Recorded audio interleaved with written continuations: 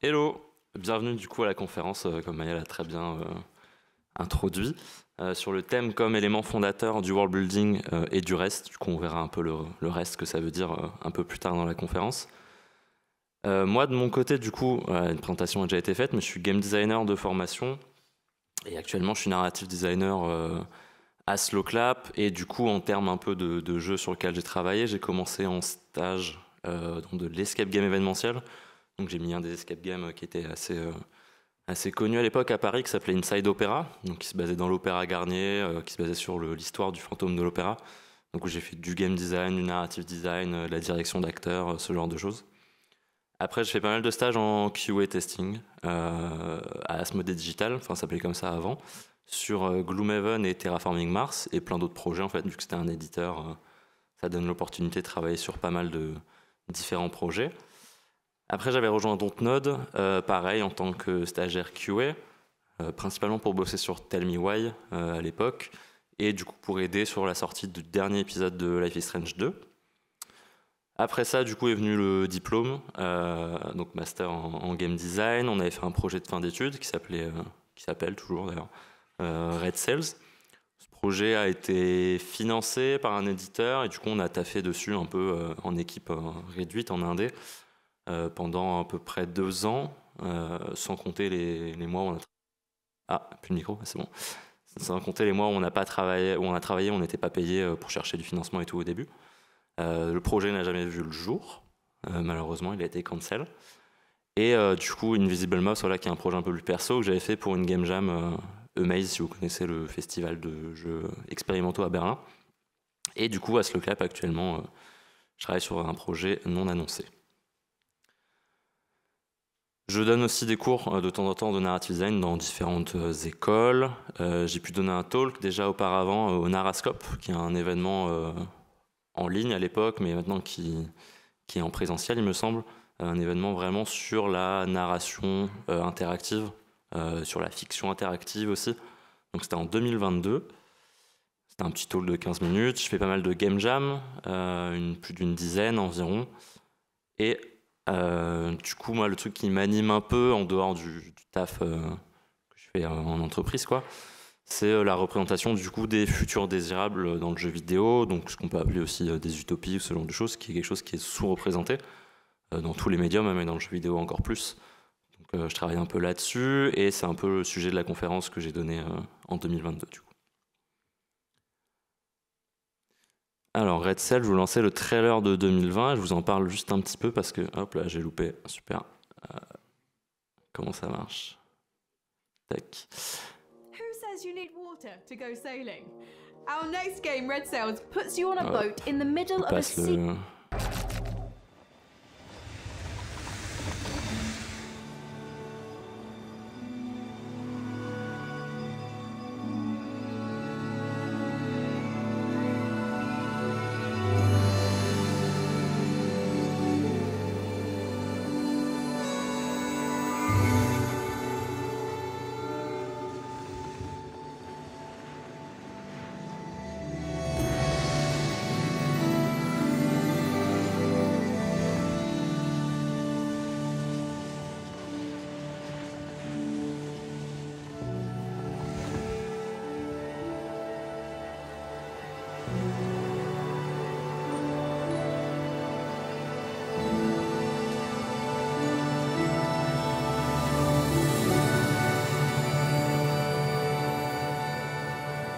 Donc voilà, donc ça c'était le trailer du projet étudiant, pas le projet pro qu'on a commencé juste après. Du coup, hop. Who says you need... Ok, super. Du coup, oui, c'était un projet qui se basait dans un open world, donc un truc assez ambitieux pour un projet étudiant, qui avait des thématiques fortes, donc c'est pour ça que je le présente un peu plus là, et j'en parlerai un peu plus en détail plus tard. J'ai entendu des gens dire c'est Journey, c'est pas Journey du coup. On est vraiment sur un jeu qui a des mécaniques de RPG et du racing en fait en termes de core gameplay, avec un 3C vraiment focus sur la navigation à voilier, où il fallait en fait reconnecter les différentes communautés entre elles. J'en parlerai un peu plus tard du coup après. Donc là, on a tout le sommaire. On va commencer par les bases un peu en définissant qu'est-ce que c'est que le world building, qu'est-ce que c'est que les thèmes. Puis après, on a le gros de la conférence en fait, qui est du coup le process, que je mets dans le truc de process, où là, on va réellement parler du coup de comment faire en sorte que vos thèmes soient des éléments fondateurs de votre world building. Et on terminera bien sûr avec quelques slides de conclusion. Donc le world building, la définition la plus simple que je peux donner, c'est processus de création d'un monde fictif. En gros, c'est une conférence du coup là axée jeux vidéo, mais je vais aussi utiliser des exemples d'autres médiums, c'est ça que vous voyez Blade Runner à l'écran, pour démontrer certains points de ma réflexion. Et du coup, pour cette slide d'intro, je me suis aussi basé un peu sur le livre collaboratif World Building for Video Games de Caitlin Tremblay, qui est un super bouquin actuellement que je suis en train de continuer à lire, pour nourrir un peu ma vision de ce que c'est le world building globalement, et du coup nourrir la vôtre aussi, d'une certaine manière. Donc, comme vous le savez sûrement, le jeu vidéo, c'est un terrain créatif, collaboratif, la plupart du temps, ce qui veut dire que la création d'une telle œuvre, ça requiert la participation en fait, de plusieurs personnes, avec des compétences et savoir-faire différents. Donc pour le world building, c'est pareil, forcément, construire un monde, ça peut inclure en fait, le fait de le construire visuellement, le fait de le programmer, et dans le cas de cette conférence, du coup, on va se concentrer principalement sur la partie narrative, forcément, c'est-à-dire l'établissement de règles et logiques du monde fictif. Donc ça insinue aussi intégrer vos personnages et votre histoire dedans. Tout ça, ça inclut du coup de définir les éléments basiques comme les spécificités physiques, donc la géographie, la météo, etc.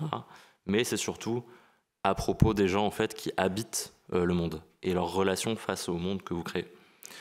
Donc je ne vais pas faire une liste exhaustive un peu des différents éléments attendus pour créer votre monde, mais pensez aux croyances, aux relations interpersonnelles, aux religions, à la technologie, à la magie, tout dépend quel genre d'univers vous créez. Donc il faut se dire que le world building, c'est pas aussi forcément écrire une bible univers énorme comme pourrait le faire un Tolkien ou ce genre d'auteur. C'est pas tous les projets qui ont besoin de ça, c'est probablement une minorité. Et du coup, moi, ma golden rule, quand je crée un univers fictif, c'est believability et sense of place. La traduction française, elle rend pas justice, mais en gros, c'est l'idée de créer un univers crédible dans lequel votre audience, elle peut s'immerger. Donc ça veut pas forcément dire avoir plein de détails sur qu'est-ce que mangent les habitants, ce genre de choses. Ça veut surtout dire se focus sur la crédibilité plutôt que le réalisme. Et aussi, du coup, je vais préciser, mais la création d'un monde fictif, ça inclut aussi le fait de prendre notre monde comme point de départ et juste changer certaines de ses règles et logiques. Donc voilà, le but de cette conférence aussi, c'est de montrer comment on focus notre world building autour de ces thèmes, du coup, et de choisir les bons détails en fait, que vous voulez développer pour avoir un produit qui est concentré et savoureux. Donc le world building dans le jeu vidéo, c'est pas juste du détail narratif, c'est pas juste du lore. C'est-à-dire que le lore pour le lore, juste écrire pour avoir des détails de world building, c'est pas utile, ça intéresse pas grand monde. Donc le world building, c'est surtout une expression en fait du monde jouable, du monde de jeu jouable, ce qui veut dire qu'il va servir à communiquer le gameplay aux joueuses. Donc vos mécaniques et systèmes de jeu, elles vont s'inscrire dans ce monde. Donc prenez l'exemple assez simple de Portal 2. Tout le world building, il est là dans le but de servir le gameplay de résolution de puzzle grâce à des portails. Et comme tout dans le jeu vidéo, il faut garder en tête que votre world building n'est pas statique. Il va se confronter à des problématiques de production, il va évoluer en fonction des besoins. Et il est là, du coup, comme tout le reste dans le jeu, il est là pour servir le gameplay. C'est la base de la spécificité de notre médium. Donc il faut bien garder ça en tête quand vous créez votre monde. C'est pas quelque chose à part de tout le reste, le world building, il faut le voir comme un espèce de framework, le cadre de votre narration en gros. C'est pas juste un endroit dans lequel vos personnages existent, c'est vraiment de là que va émerger votre conflit. Et du coup, avec votre conflit, va émerger tout le reste de votre jeu. Le thème maintenant, qu'est-ce que c'est les thèmes? C'est souvent on en parle relativement souvent, il n'y a pas des définitions très précises dans la tête des gens. Moi, comment je le définis, c'est l'essence même de la narration. C'est-à-dire que c'est l'idée centrale qui imprègne toute votre œuvre. C'est ce que vous racontez, en fait, fondamentalement, derrière tous les artifices qui sont propres à la fiction. J'aime bien voir moi, le thème comme une sorte un peu de glu super puissante ou un espèce de fil très très fin mais très solide en fait, qui va relier tous vos éléments narratifs ensemble. Et pas que les éléments narratifs d'ailleurs, mais aussi le gameplay. Donc c'est ça qui est super intéressant avec les thèmes, c'est que c'est un langage en fait qui peut être traduit dans plusieurs disciplines, des mécaniques au level design en passant par le caractère design. Donc concrètement, c'est un sujet à explorer, à traiter, à analyser par tous les moyens possibles. C'est notre perspective, c'est la perspective en fait de l'auteurice sur un sujet. Donc c'est ça qui va donner du sens à votre jeu. Pensez à la manière en fait dont vous pouvez parler d'une œuvre à quelqu'un. Une connaissance vous demande, du coup ça parle de quoi Blade Runner. Vous pouvez dire vraiment en mode, en fait c'est l'histoire d'un gars qui tue des robots humanoïdes parce que leur date de péremption est dépassée. Mais en fait, ça raconte pas grand-chose en termes de pitch. Là, vous parlez pas du tout des thèmes, vous parlez vraiment juste des événements narratifs qui se passent dans le film. Donc, pour être plus précis, vous pouvez dire voilà, que le film questionne la notion d'humanité en présentant les réplicants, du coup ces robots humanoïdes là, comme des êtres passionnés et soucieux les uns des autres, tandis qu'en fait les humains, eux, ils sont présentés comme comme antipathiques, quoi, on va dire. Et là, vous dresserez un peu plus un meilleur portrait de l'œuvre. Donc en gros, là, cet exemple que je prends, c'est pour vous dire qu'une œuvre narrative sans thème, ça n'a pas de saveur, ça ne raconte rien, ça se résume à juste une suite de scènes, globalement une suite d'événements divers et variés, sans aucun lien fort en fait, pour les unir. Et du coup, il n'y aura pas d'intention ni de but discursif derrière. Autre point important, je pense qu'il ne faut pas avoir le thème comme un message à faire passer. Ça peut l'être. Mais je dirais que c'est plus à propos de donner du sens à l'œuvre. Il faut bien se dire que le thème dans votre fiction, c'est pas forcément une morale, okay, c'est deux choses différentes. Et en fait, ça ne doit pas être ressenti comme une intrusion de l'auteuriste, comme votre intrusion en fait dans la narration. Donc votre thème, il peut très bien être un concept relativement large, comme l'amour, la rédemption, la guerre, comme il peut être très spécifique, comme le trauma générationnel, la guerre vécue par les populations civiles, la prédation financière et son impact concret sur la vie des gens. En gros, vous faites un peu comme vous le sentez, mais ce que je préconise, c'est quand même d'avoir un thème assez précis. Dans tous les cas, peu importe votre thème, sera votre vue subjective par rapport à celui-ci. Donc ça en résulte un traitement personnel qui va parler aux gens. Et bien évidemment, une œuvre peut contenir plusieurs thèmes de différents niveaux d'importance. On va voir deux exemples justement maintenant. Premier exemple, comme je vous dis, je prends pas mal d'exemples en dehors du JV aussi pour avoir des exemples de médiums qui ont des ambitions un peu plus discursives que le JV à la base, même si le jeu vidéo tend un peu vers ça au fur et à mesure du temps, et heureusement.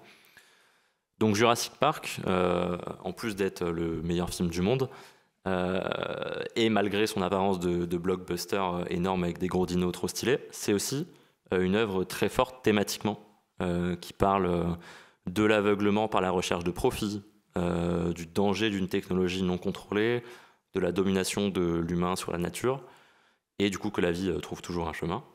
Le film pose la question philosophique de est-ce que c'est parce qu'on peut faire quelque chose qu'on doit forcément le faire?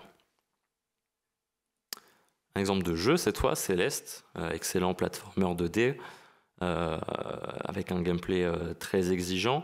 C'est un jeu qui parle en fait d'anxiété, qui parle de dépression, de comment gérer tout ça.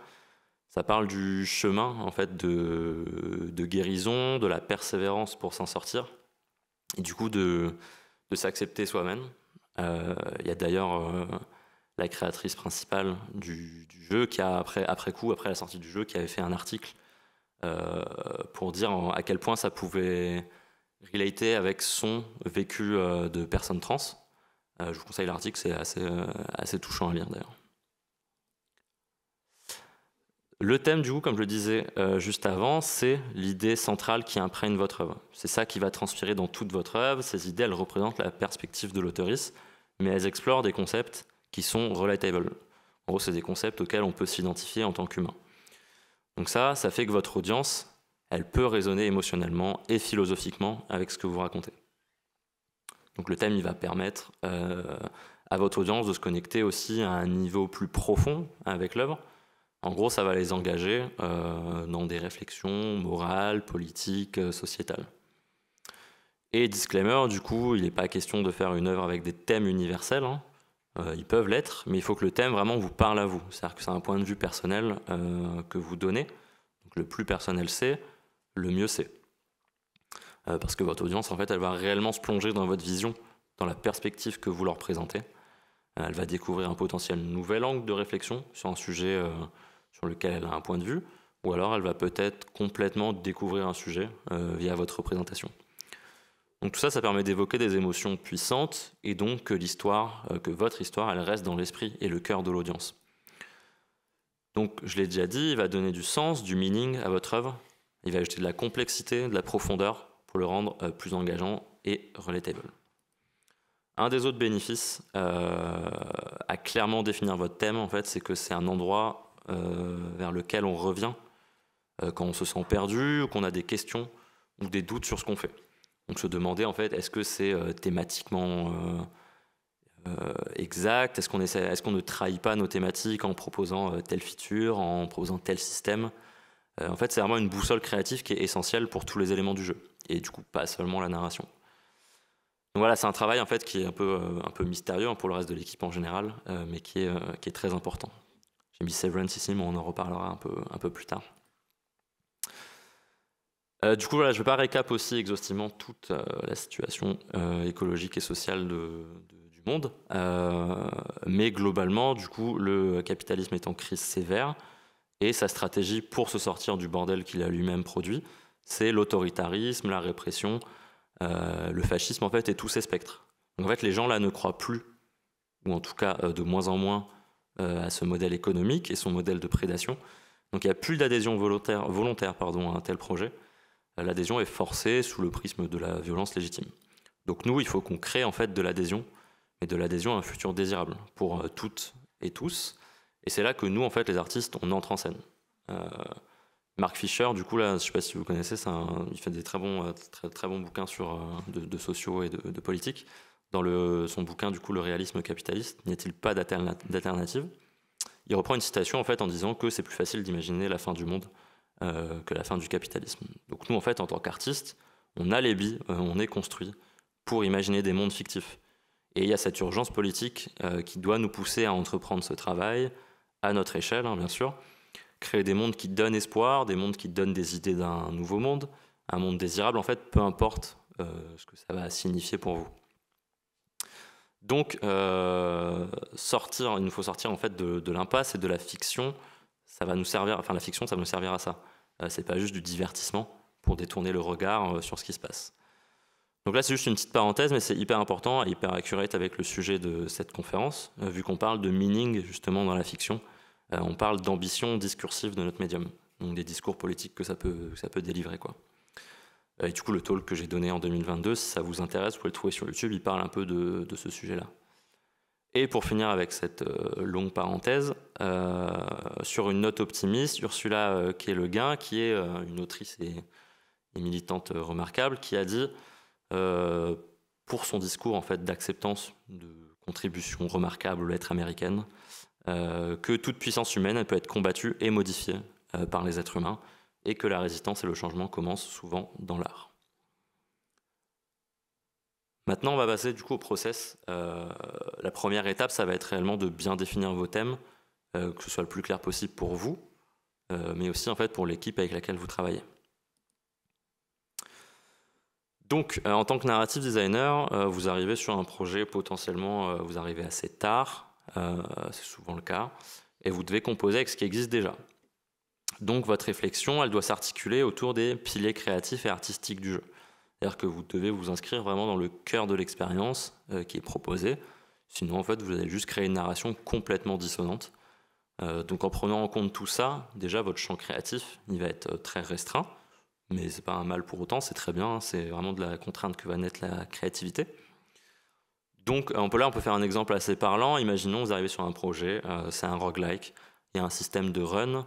Du coup, vous pouvez réfléchir déjà à des idées thématiques qui ont un rapport avec la notion de boucle. C'est une première idée très large, mais il faut commencer toujours assez large et resserrer plus tard. Donc là, voilà, vous inscrivez réellement directement dans la direction créative. Alors que si c'est un roguelike, le truc de base du jeu, c'est d'avoir des runs. Donc en fait, vous allez baser votre univers, vos thèmes là-dessus. Donc là, dans la suite de l'exemple, le gameplay du projet, disons qu'il est assez violent, il y a beaucoup d'ennemis. Peut-être d'un point de vue artistique, on a quelque chose d'assez sanglant.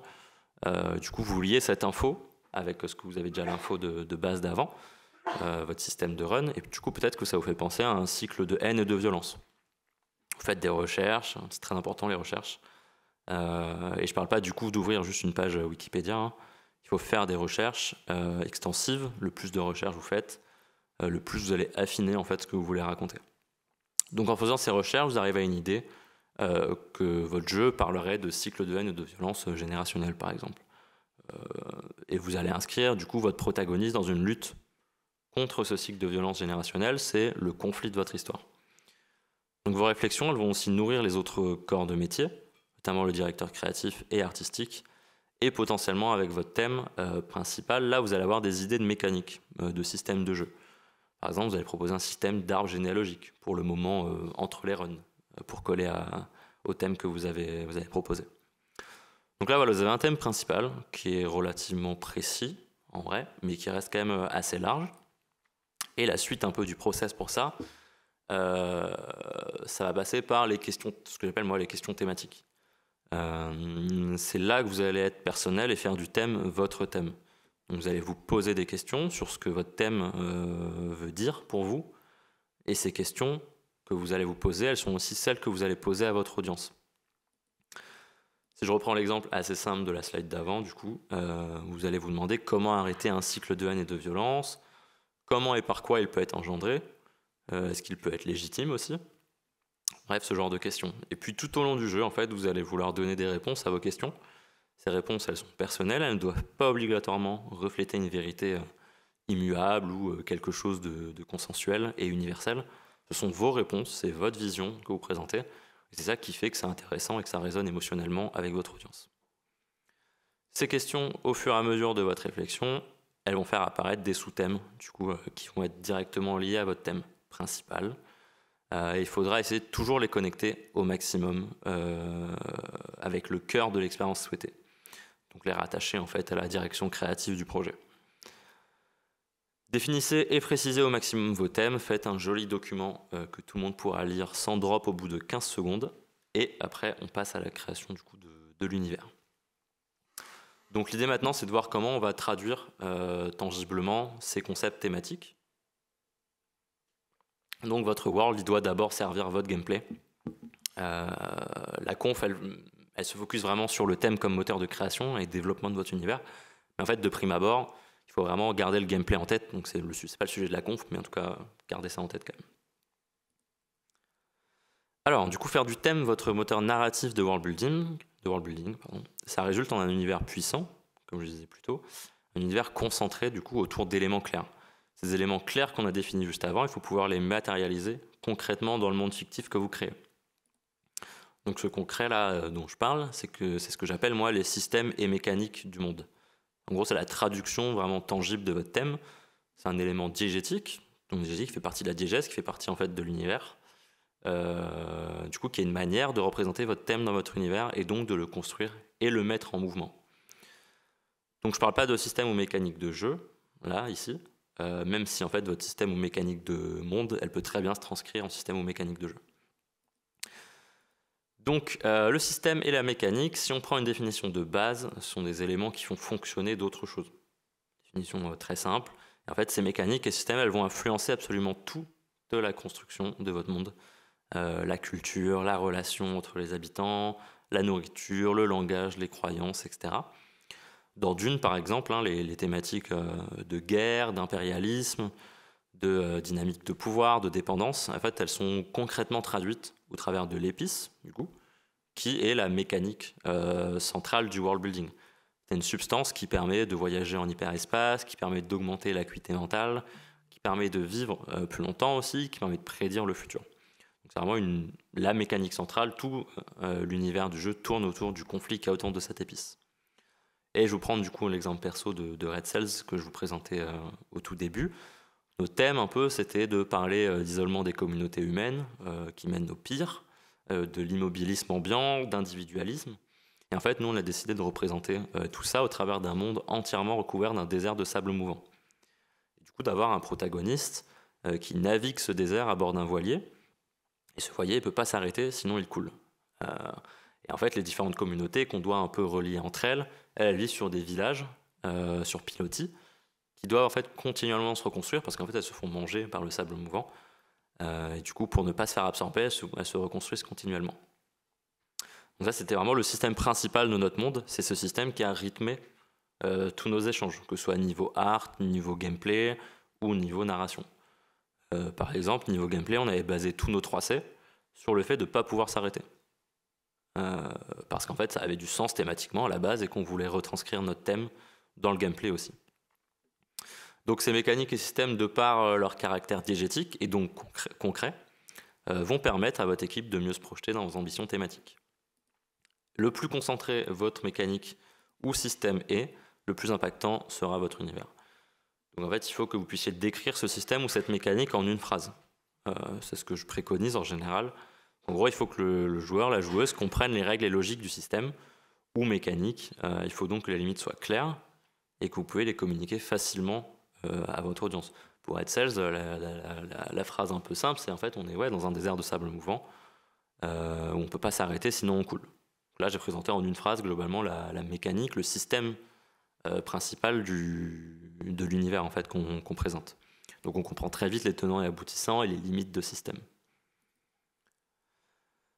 En exemple, pensez à la force dans Star Wars, au vent dévastateur du contrevent, la matrice dans Matrix, les boucles temporelles dans Un jour sans fin, les réplicants dont j'ai déjà parlé dans Blade Runner, les doppelgangers dans Us de Jordan Peele, la technologie un peu organique dans Minority Report là, qui sert à prédire les crimes. Donc pensez, voilà, j'ai pris un peu les exemples un peu connus, on va dire, mais qui reprennent un peu cette méthode. Donc ce système, il faut le pousser à fond. Il faut vraiment aller au bout de la réflexion. Je vais vous montrer un peu plus tard quelques tips pour faire ça. Et quand je disais que votre monde se meut autour de votre mécanique ou système, au final c'est autour du conflit que le système ou la mécanique génère. Ce qui fait que votre thème sert de moteur au conflit de par ce système et que votre conflit sert de moteur à votre histoire. Donc c'est ça qui va créer votre tension dramatique. Vous allez baser votre story, votre plot sur ce conflit. Donc ça va naturellement être chargé en sous-texte. Et si vous avez bien fait le travail qu'on voit là depuis le début de la conf, vous allez donc créer en fait différents layers, différentes couches de meaning, ce qui fait que votre audience, en s'engageant avec votre histoire, même juste en surface en fait, elle va aussi se retrouver dans des détails plus profonds et donc potentiellement trouver une résonance émotionnelle ou philosophique par exemple.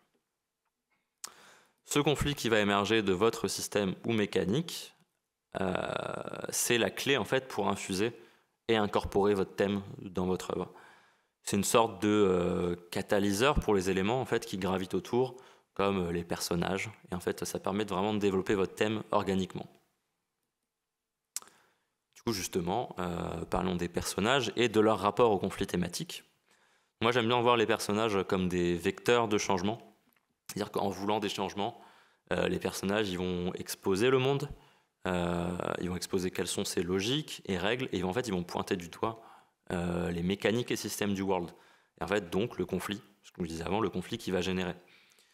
Donc, ils représentent différents points de vue, parce que chacun de vos personnages, chacun des habitants du monde est différent, et chacun va deal avec le monde à sa propre manière. Ils ont leur propre avis. C'est tout leur arc narratif, donc leur évolution, qui sont dictés par la manière dont ils réagissent face à ces mécaniques et systèmes du monde. Et du coup, du conflit qui est généré. L'interaction entre les personnages, ça vient se faire rencontrer ces différents avis, ces différentes visions du monde, et ça vient donc nourrir le conflit thématique. Ces mécaniques et systèmes, elles ne font pas surgir les mêmes problèmes en fonction des spécificités de vos personnages. Peut-être même d'ailleurs que certains de vos personnages ne voient pas de problème dans les mécaniques, et elles en sont peut-être à l'origine, ou alors juste bénéficiaires. Pensez à notre monde, en fait, pensez à la société de classe et de privilèges.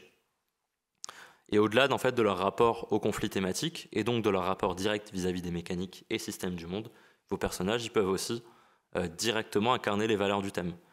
Exemple classique, si votre thème tourne autour de la rédemption, par exemple, votre personnage peut avoir un lourd passé qui le traîne et cherche à passer à autre chose. Là, dans le cas de Her de Spike Jonze, que j'ai mis en illustration, c'est un film qui parle de solitude, de notre rapport à la technologie concernant nos relations. Et du coup, le protagoniste, pour refléter ces thèmes, c'est un homme en situation de divorce qui travaille dans une entreprise qui est commissionné en fait pour écrire des lettres pour des gens, et il va développer une relation avec un logiciel d'intelligence artificielle. Donc en fait là tout son background, vraiment le personnage est construit pour refléter les thématiques que le film veut véhiculer. J'avais dit que j'allais reparler de Severance, donc c'est une série SF qui parle de notre rapport au travail, à l'aliénation, dur à dire, qui en découle, la work-life balance, la relation globalement de domination entre patron et employé. Donc pour matérialiser ces thèmes, Severance ça utilise une mécanique de world principale qui est la dissociation entre le soi personnel et le soi professionnel. C'est-à-dire qu'une fois arrivés au bureau, les personnages ne se souviennent pas de leur vie en dehors de l'entreprise, et inversement, le soi de la vie perso ne sait pas ce que le soi de la vie pro fait. Donc ce qui fait qu'en fait ils ont des personnalités différentes dans et en dehors du travail. Et du coup les personnages ils vont questionner cette mécanique en remarquant notamment que l'entreprise s'introduit dans leur vie perso. Du coup le conflit en fait il va directement émerger de la mécanique du world. Et tout le plot en fait, toute l'histoire va se dérouler autour de ça. Eternal Sunshine of the Spotless Mind, du coup, qui parle de mémoire comme moteur d'une relation, comme signe d'humanité. En fait, ça parle vraiment de la place de la mémoire dans notre identité, ça parle du fait d'aller de l'avant, de faire son deuil d'une relation. Et du coup, pour matérialiser tout ça, ils ont un world building qui est centré autour d'un appareil technologique qui peut effacer vos souvenirs spécifiquement d'une personne. Donc le conflit, là, il va surgir de personnages qui sont en couple, et l'une choisit d'effacer son mec de sa mémoire, et lui, en découvrant ça, il va choisir aussi de l'effacer de sa mémoire. Et en fait, dans le processus d'effacement, c'est là que le conflit va émerger, c'est que lui, il va se dire, il veut pas l'oublier, en fait, il veut pas l'effacer de sa mémoire. Donc, encore une fois, toute l'histoire, tout le plot qui se déroule tourne autour de cette mécanique centrale. Maintenant, du coup, qu'on a fait un petit tour d'horizon, je vais vous donner quelques cartes pour pouvoir imaginer, construire, développer votre univers autour de votre thème. Donc c'est pour vous donner voilà, quelques clés pour transcrire ces thèmes en mécanique et système de world. Puis derrière, en conflit et en personnage. Puis du coup, en arc narratif, en plot, tout ça, tout ce qui découle. Donc, de mon côté, pour essayer de mettre ça en place, mettre cette méthodologie de création, parce que c'est quelque chose que moi j'avais en tête, mais du coup pour le partager à d'autres gens, c'est un peu compliqué d'expliquer toujours comment on fonctionne. Donc j'ai été voir un peu du côté de l'imagerie écologique et environnementale pour voir comment représenter, en fait, comment ils sont représentés les changements écologiques dus aux actions anthropiques. Donc ça peut paraître un sujet un peu comme ça, mais en réalité j'ai choisi le sujet de l'imagerie et encore plus le sujet de l'imagerie écologique parce que ça contient un pouvoir en fait phénoménal pour transmettre des idées et donc connecter avec une audience, la faire résonner avec notre propos. Pour vous donner une petite idée, pensez à la destruction du coup de la couche d'ozone, voilà, qui est visuellement représentée par le fameux trou dans la couche d'ozone. Et en gros, du coup, les scientifiques, ils ont utilisé les lignes du contour pour souligner visuellement les points de données d'une même valeur, globalement. Et en fait, ça permet aux observateurs, donc à nous, de distinguer les différences de concentration d'ozone, et donc de parler d'un fameux trou, alors qu'il n'y a pas réellement un vrai trou dans cette couche d'ozone. Autre exemple assez parlant, c'est la montée des eaux, Rising Sea Level, qui en 3 mots en fait a une puissance évocatrice très très forte sur la destruction que ça peut engendrer et les images de catastrophes qui nous viennent en tête. Donc pour l'imagerie écologique et environnementale, il y a un enjeu de traduire et communiquer des données scientifiques de manière concise et convaincante pour le grand public. Et du coup, nous, pour notre univers, il y a un enjeu de traduire et communiquer nos thèmes. Donc dans mes petites recherches, là, je me suis dit qu'on pouvait dégager 3 grands types de stratégies qui pour moi peuvent être de très bonnes méthodes pour construire votre univers autour de votre thème et donc transcrire ce thème en mécanique ou système de monde. Première, du coup, c'est la comparaison pour mettre l'emphase sur une différence. La deuxième, c'est la simplification pour faire en sorte que votre concept soit le plus clair possible, ce que je disais, en fait, le résumer en une phrase. Et le troisième, c'est la dramatisation ou l'exagération pour pousser au maximum un concept. C'est vraiment le point le plus important. Et en fait, ces 3 stratégies, personnellement, je trouve qu'on peut du coup les regrouper sous l'étendard en fait, de la métaphore. C'est comme ça que j'aime moi résumer la world mécanique ou système, c'est que c'est une traduction métaphorique de votre thème. Donc quand je vous parlais de world building concentré au début là, ces 3 stratégies, méthodes qu'on peut regrouper sous la métaphore du coup, elles fonctionnent comme des filtres. Ils vont montrer certains aspects tout en bloquant d'autres, et ça permet du coup à votre thème de s'organiser par sélection et filtrage.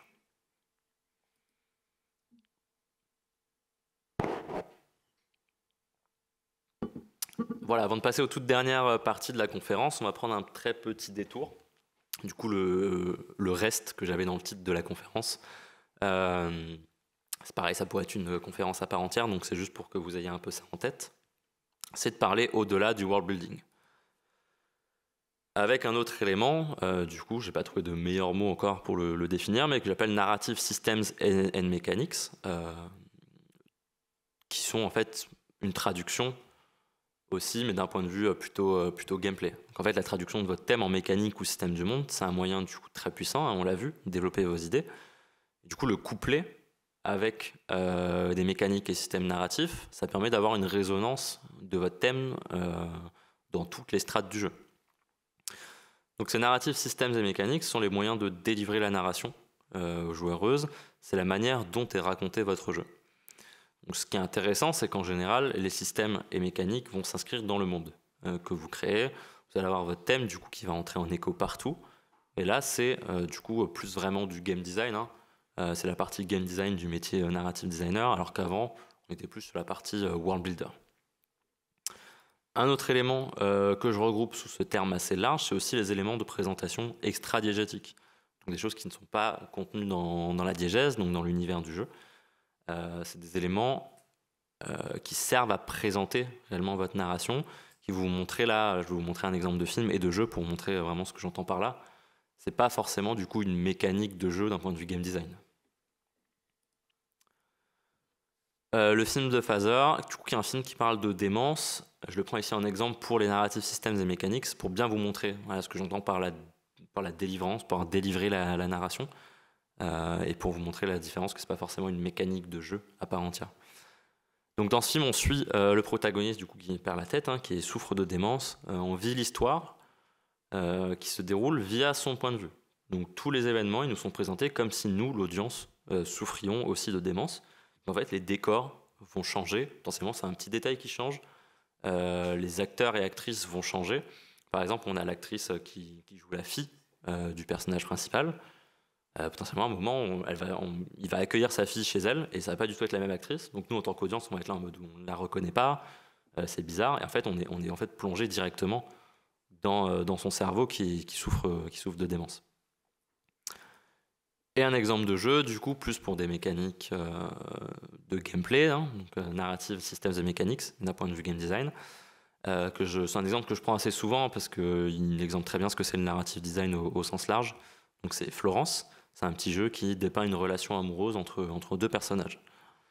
Là, ce qui nous intéresse réellement ici, du coup, c'est la mécanique de dialogue, là, qui est présentée. Et en fait, elle est présentée, du coup, aux joueurs via une simple mécanique de gameplay de puzzle. Donc là, en haut à gauche, ouais, du coup. C'est le premier date, le puzzle est relativement compliqué, en fait. Il y a pas mal de pièces. Ça traduit globalement que notre protagoniste réfléchit bien en amont avant de parler, pour un peu aussi entrer dans ce jeu de séduction. Plus tard, dans un autre date, juste après, là, avant qu'elles s'embrassent, le puzzle est très simple. On voit aussi que les couleurs sont apaisées. Après arrive la première dispute. Les puzzles sont simples aussi, mais on voit que les angles des pièces ils sont beaucoup plus anguleux. Les couleurs aussi sont plus pétantes. Bien sûr, on a aussi le contexte aussi visuel de l'engueulade. Et à la fin, on a une grosse engueulade. Les puzzles, ils sont aussi simples. Les couleurs encore plus agressives. Les pièces très anguleuses. Et en fait, dans cette même séquence, là, j'ai pas mis l'image, mais plus loin, il n'y a même plus de puzzle à proprement parler. On a toujours cette mécanique. On a juste des pièces de puzzle déjà faites qu'on balance comme ça, comme si on réfléchissait pas et qu'on balançait tout ce qu'on avait en tête. Voilà, on va arriver à la fin du coup de la conférence. Donc on va voir un peu les pièges dans lesquels ne pas tomber, quelques petits tips pour éviter de tomber dedans. Et puis on va terminer par les points importants, les points à retenir si on veut.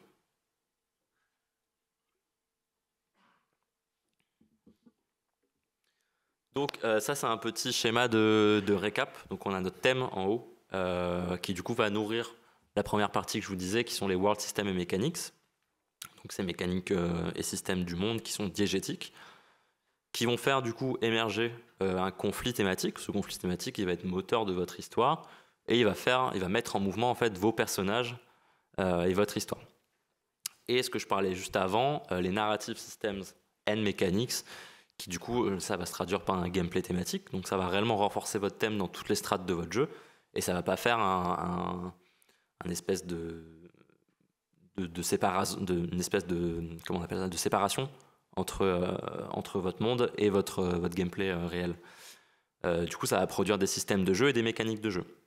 Pour moi, je lie un peu les mécaniques de jeu aux actions, du coup aux verbes d'action, hein, qui se traduisent par les actions que les personnages vont effectuer dans le monde. Et je lie un peu les systèmes de jeu au déroulé de l'histoire. Ce sont des éléments en fait avec lesquels les personnages vont devoir deal globalement. Les warnings. Le premier warning, donc tout ce qu'on a vu là, hein, c'est pas simple, et encore moins dans un contexte de production de jeux commercial. Donc c'est comme dans tout, mais en prod, il y a des compromis à faire.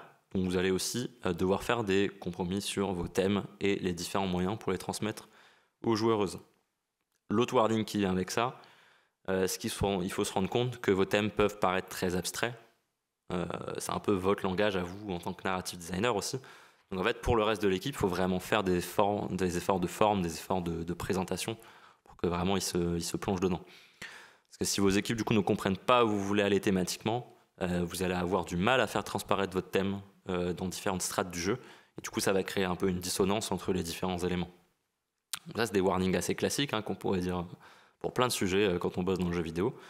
Et le principal warning que je vous ai en tête avec cette méthodologie, c'est que vous racontez une histoire et pas une prêche, pas un sermon. Donc être theme-driven, c'est probablement le moteur de création le plus tricky. Vous pouvez assez rapidement tomber dans la prêche, tomber dans le sermon, donc ne pas paraître très naturel, paraître assez forcé pour votre audience. Et en fait, ça peut casser la suspension volontaire d'incrédulité. Et là, vous avez tout perdu en tant que narrative designer si ça arrive. Donc votre audience, elle ne doit pas se dire qu'elle est en train d'écouter en fait les commentaires que vous faites. Votre thème ne doit pas overpower toute votre narration, il doit s'intégrer de manière fluide. Et en fait, ça, c'est vraiment une question de finesse et de subtilité qui vient aussi avec la pratique. Un des tips un peu large que je peux vous donner, c'est que quand vous partez des thèmes comme moteur du coup de création, vous devez faire croire à votre audience que vous partez d'autre chose, que vous partez des personnages ou que vous partez du plot. Et en fait, cette chose-là, ça va passer par le fait de faire le travail inverse, globalement. Une fois que vous avez fini de développer à partir de vos thèmes, vous dites « Ok, maintenant je vais développer à partir des personnages, mais en gardant votre truc en tête. » Et en fait, ça va vraiment donner un peu l'illusion que vous êtes parti de ça et rendre votre histoire, votre narration dans sa globalité beaucoup plus naturelle pour l'audience.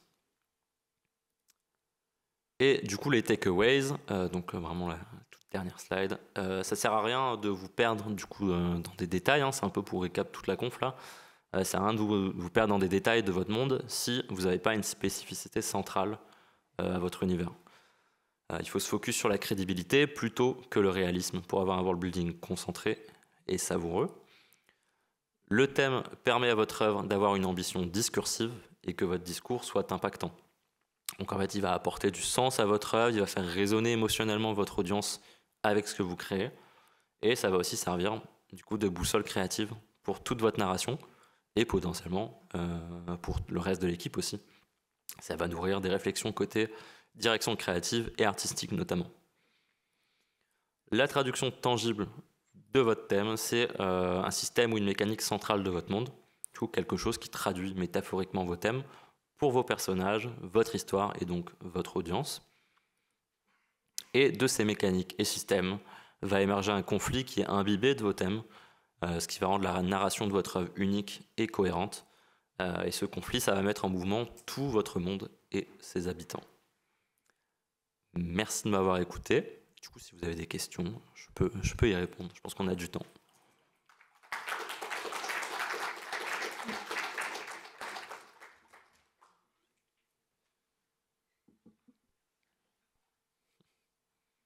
Merci beaucoup. Et en effet, on a du temps pour des questions. Je veux bien qu'on ouvre la lumière dans la salle. Merci. Du coup, où sont les passeurs de micro? T'en as un? Ok, super. Bah, levez bien haut les mains qu'on vous voit et puis on va passer pour les questions. J'avais pas vu qu'il y avait autant de monde avec l'obscurité. Ouais, tranquille.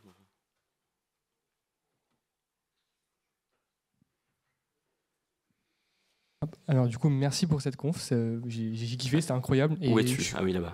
Voilà, je suis là. Et je suis content d'avoir eu des refs, pas que de jeux vidéo aussi. Je trouve ça très bien justement de prendre tout. Ma question, elle est très générale. C'est en fait, maintenant qu'on a vraiment un tuto de comment est-ce qu'on faire du world building, etc., comment tu fais dans des équipes en fait, pour pas que ça empiète sur le travail des autres en fait, pôles. Donc les LD, l'UX, etc., les graphes.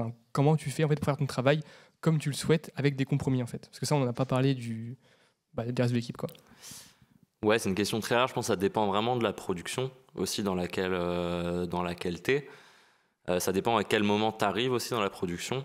Là, par exemple, moi, sur le projet Aslo Clap, je suis arrivé assez tôt dans la phase de pré-production.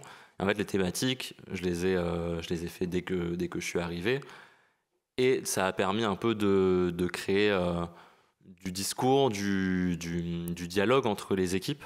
Et donc, en fait, le compromis, il n'est pas que à toi aussi de le faire. Et du coup, ça permet un peu de driver tout ça.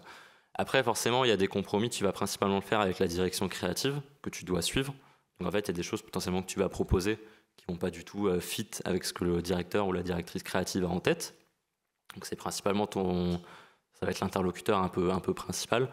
Et après, c'est vraiment de la collaboration au jour le jour, quoi, sur les différents éléments, notamment un élément avec lequel tu collabores, enfin, des gens avec lesquels tu collabores relativement souvent, ça va être les environnements artistes, du coup, et les level designers, parce que c'est eux qui vont faire techniquement tes scènes de narration, quoi. Donc, c'est un peu avec eux que tu dois aussi négocier certains éléments. Et donc, potentiellement, les level designers, leur petite popote, c'est de garder un chemin clair, que le challenge soit bien proportionné. Alors que toi, peut-être tu te dis, là, j'aurais bien aimé qu'il y ait peut-être pas beaucoup d'ennemis dans cette salle parce que ça faisait sens et tout. Bref, c'est vraiment de la discussion, quoi. Merci beaucoup.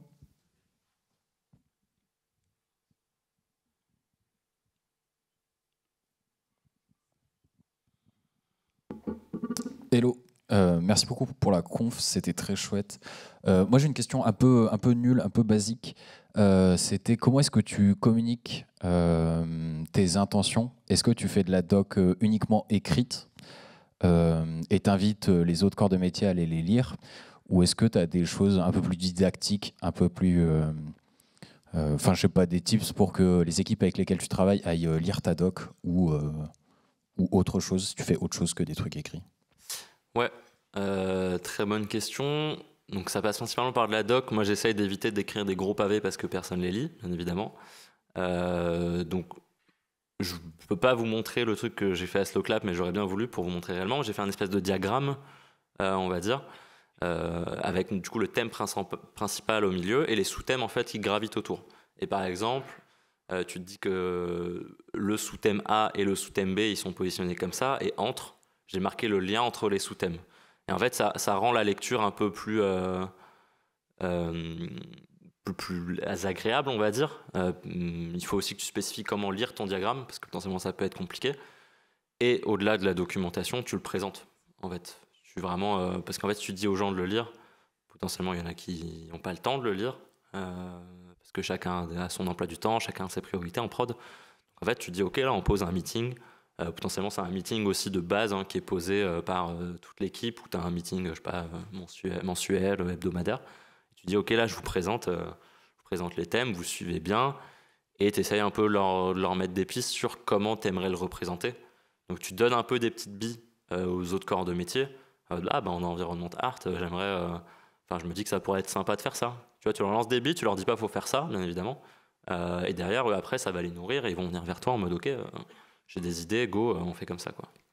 Ok, donc après tu fais quand même un suivi de comment est-ce que ça a été interprété et comment est-ce que c'est traduit dans les différents autres corps? Oui et non, parce que disons que c'est un suivi global, on va dire, et forcément tu peux pas tout suivre. Ça dépend combien t'es. Moi je sais que je suis tout seul, là, du coup, dans la prod actuelle en tant que Nara, c'est dur de suivre tous les sujets, forcément. Donc après, juste tu testes la build aussi et tu vois comment ça se passe, sans pour autant suivre en amont les discussions conceptuelles, le design, quoi. Ok, trop bien. Merci beaucoup.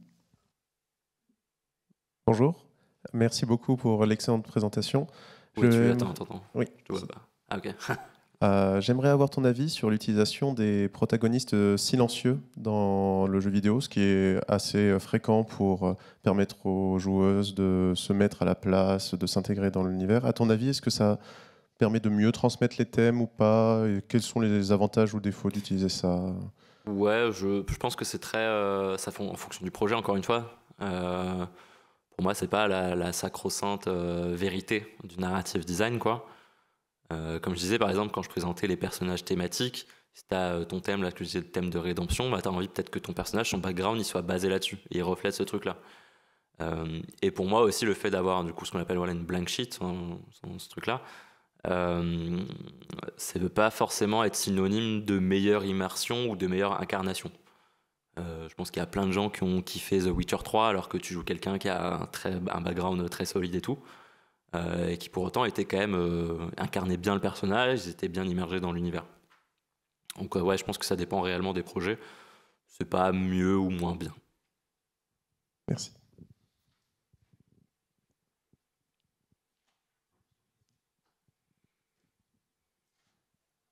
Bonjour. Ici.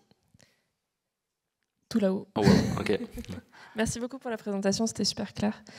Il y a juste un moment où tu m'as un peu perdu et je voulais juste que tu reviennes éventuellement dessus.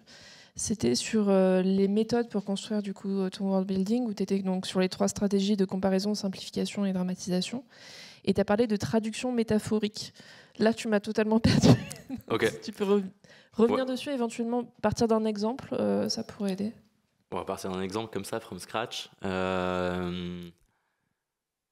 Justement, tu vois l'exemple de Severance, je sais pas si tu connais celui que j'ai pris avant, là, la série. Je l'ai pas vu, mais j'en ai beaucoup entendu parler. Ouais. Ok, elle est très bien, il faut la regarder. Et du coup, ce truc-là, comme je disais, les thèmes, c'est de parler d'aliénation, de work-life balance. Et en fait, dans ce truc-là, tu te dis, ok, dans mon processus de réflexion, si j'exagère à fond ce truc-là, qu'est-ce que ça peut donner? Donc déjà, tu te dis, ok, je veux faire un univers SF, machin.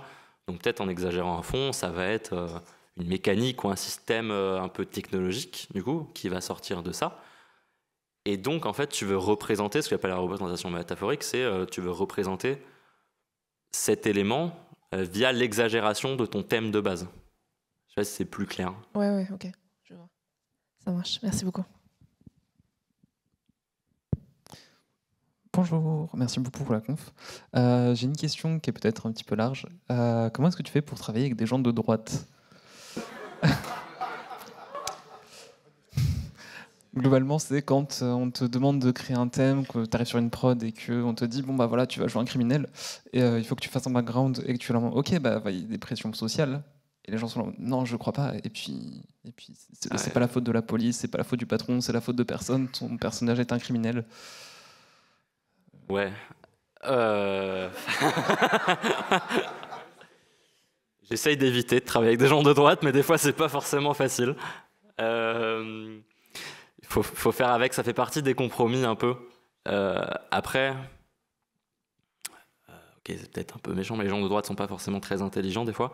Donc en fait, il y a ce truc de genre, en fait, tu vas vouloir aussi infuser, toi, comment tu peux, d'une certaine manière, le mettre un peu en soum-soum, quoi. Tu vois, ce que tu veux embarquer comme thématique. Et potentiellement, ça passe dans la représentation que tu vas en faire. Peut-être que tu vas essayer de trouver un peu le juste milieu qui, toi, te convient plus ou moins et qui convient plus ou moins avec les gens de droite avec qui tu travailles. Mais ouais, c'est pas simple pour le coup. Et c'est pour ça qu'aussi, c'est important de faire des jeux en dehors de l'industrie, pour faire des trucs qui vous plaisent aussi. Et pas être sous l'égide de gens de droite, hein, encore une fois. Hein, ils sont méchants. Donc voilà. Super, merci beaucoup. Bonjour. Moi, j'avais une question vis-à-vis du fait de ton idée de complètement centrer la création du world building sur un thème. et donc de tout organiser, comme le montrait ton schéma, autour de ce thème. Donc tu crées tes mécaniques, tu crées tes métaphores, etc., tout autour de ce thème. Moi j'ai l'impression qu'il y a un peu cette... je sais plus c'est quoi le mot, cet accord que les gens ont, que souvent les bons univers très crédibles, ils sont très organiques. Et en fait, on a souvent l'impression que l'univers existe beaucoup au-delà de l'œuvre, au-delà de ce qui est uniquement présenté, décrit. Alors que j'ai l'impression que justement, si tu focuses à fond sur un seul thème, on a souvent l'impression qu'il n'y a que ça qui existe et que du coup, ton univers est un peu pauvre et qu'il ne peut pas raconter grand-chose d'autre en dehors de ce thème. Bah en fait, c'est comme si tu faisais à manger et que tu faisais 50 plats, tu vois. Pour moi, oui, ok, tout va être peut-être un peu bon. J'utilisais l'adjectif savoureux avant, mais en fait si tu t'éparpilles vraiment, ok, ton monde va paraître crédible, mais si ton ambition de base, enfin ton discours de base n'est pas entendable parce qu'il se noie en fait dans tout ce que tu racontes autour, pour moi en fait t'as tout perdu, tu vois, en vrai, en tant que world builder. Donc après il y a un juste milieu, hein. L'idée c'est pas juste de faire cette mécanique et faire hop, allez c'est fini, le world building est créé. Tu peux avoir des détails autour, tu peux avoir des sous-systèmes, des sous-mécaniques qui s'imbriquent dans cette mécanique. Mais ouais, je pense qu'il faut mieux pas se perdre, même si effectivement on a tendance à dire, hein, je suis d'accord, le genre, ah là je me vois bien dans cet univers parce que je sais que les elfes vivent à tel endroit, ils fonctionnent comme ça, etc. Alors qu'en fait, ça se trouve, on s'en fout des elfes dans l'histoire, ils n'ont rien à voir avec le truc principal, quoi. Je pense qu'après, ça dépend ce que tu préfères aussi, tu vois. Moi, je sais que les œuvres comme ça, qui s'éparpillent de ouf, en fait, t'as à boire et à manger, en fait, ça me parle pas plus que ça. Si ça raconte rien d'assez focus et concentré.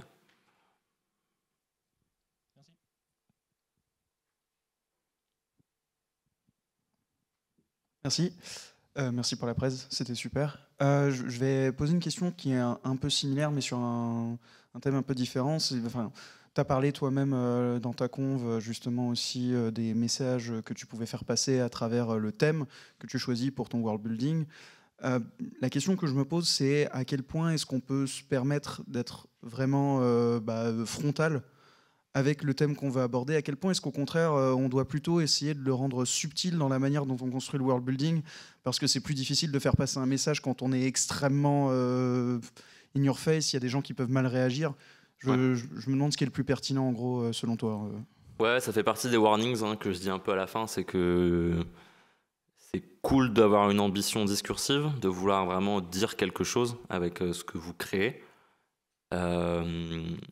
Mais il faut un peu l'enrober, effectivement. Il faut se dire que ça doit paraître naturel, en fait, quand tu regardes, tu joues, tu lis ton œuvre. Si tu sens qu'en fait, tous les événements s'enchaînent parce que ils sont thématiquement cool, bah là, je pense que ton audience, elle va être un peu en mode c'est un peu lourd, quoi. Donc c'est pour ça que je disais faire un peu le travail inverse, de genre, une fois que t'as utilisé ton thème comme moteur principal, t'essayes un peu de partir des personnages, puis de partir de l'histoire. Un peu essayer de tout raccrocher et du coup permettre que l'œuvre soit un peu plus naturel. Après c'est pas mal d'être frontal aussi, hein, des fois. Faut pas trop hésiter. Mais voilà, c'est une question de dosage, hein, je pense, de finesse et de subtilité. Et c'est en fonction aussi de ce que tu veux raconter. Potentiellement, t'as des éléments que tu veux juste infuser en fond et que t'as pas envie que ce soit vraiment bam, in your face, go. C'est ça que je veux raconter, quoi.